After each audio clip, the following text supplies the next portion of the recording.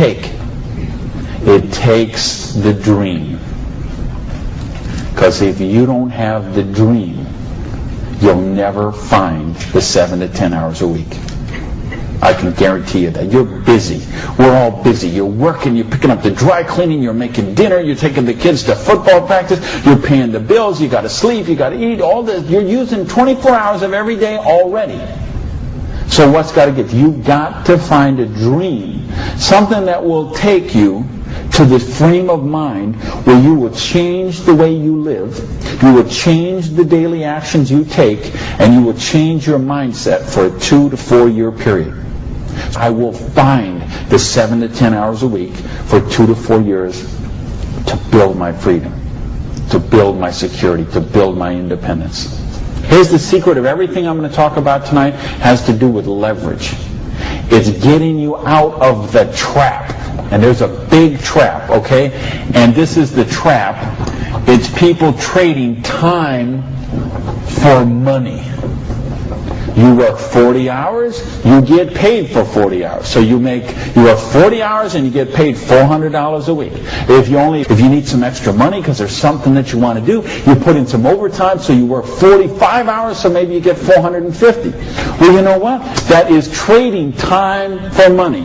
Time for money. Hours for dollars, hours for pounds, hours for dollars, hours for cougar ranch, whatever the currency is. If you're trading time for currency, you got to put some leverage to work somehow to get out of that. But I started a study of prosperity. And here's what I found. 2 secrets of prosperity.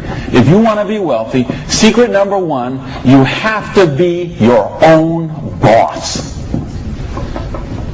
So if you want to make money, you got to be able to get up in the morning, look in the mirror, and know that you're talking to the boss. And issue number 2, and this is the most important thing, which you mentioned, you've got to employ the concept of leverage. And this is something, J. Paul Getty, who was one of the wealthiest people the world ever known, he understood this. And he was quoted oftentimes, this is probably his most famous quote, when he said, I would rather have 1% of the efforts of 100 people than 100% of my own efforts.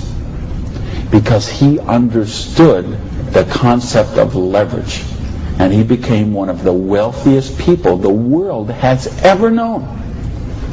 So tonight, I'm going to share with you how you can employ this same concept of leverage that the wealthiest people in the world do, and it'll allow you to get your share of that kind of wealth.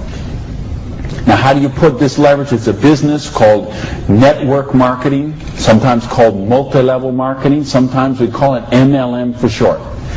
What is it? It's a business that allows you to leverage the efforts of other people who have a dream and are willing to trade that 7 to 10 hours a week to get a dream.